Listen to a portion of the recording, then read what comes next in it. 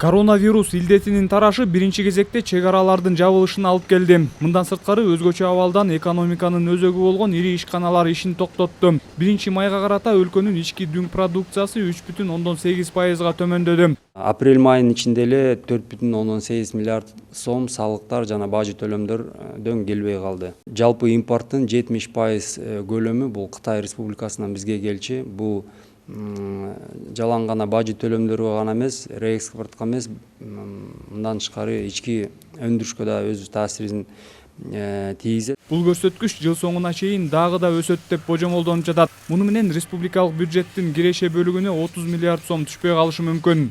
Бюджеттин кирешеги кыскарылган себептен биз чыгашаларын дагы кыскартканга болушунча аракет кылдык. Кыскартуулардын жалпы суммасы 10,3 миллиард түстү. Биринчи ирет бул сатып алуулар кыскартылды, транспорттук чыгашалар кыскартылды, иш сапарларга байланыштуу чыгашалар, анан кээ бир капиталдык салымдар. Бирок өкмөт социалдык төлөмдөрдү үзгүлтүккө учуратпай өз убагында камсыздоонун аракетинде. Мындан сырткары капиталдык салымдардын негизги багыттары толук каржыланат. Жыл бою 112 миллиард каралган болчу.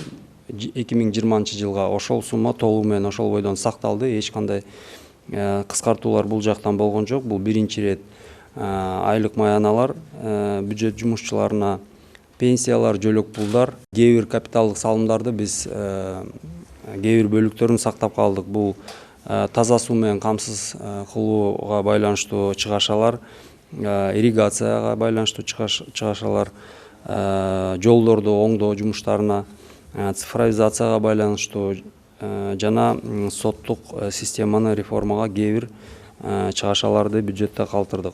Эркин Асрандиев бюджеттеги таңкыстыкты ички ресурстардын эсебинен толтурууга аракет жасалып жатканын белгиледи. Бирок ага карабастан азыркы оңой эмес кырдаалда тышкы жардамдын да мааниси артып турат. Вице-премьер эл аралык уюмдардан ушул кезге чейин келип түшкөн каражаттардын эсебин чыгарды.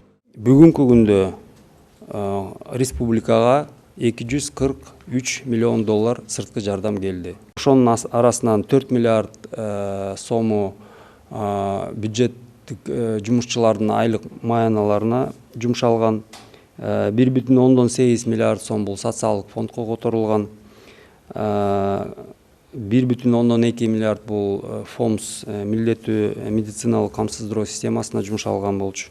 1 миллиардка жакын сом бул жөлөк пулдарга которулган. Ошондой эле эл аралык донорлор Кыргызстанга коронавирус илдети менен күрөшүү максатында колдоо көрсөтүүдө. Медициналык каражаттар, азык-түлүк, ар кандай гуманитардык жардамдарды эсептегенде ушул күнгө чейин 1,8 доллардын жардамы келди. Өзгөчө абалдан улам республикалык бюджетке киргизилген өзгөртүүлөр азыр парламентте каралууда. Күн мурун мыйзам биринчи окууда кабыл алынды. Самат Асипов, Азамат Жапаков, Ала Тоо 24.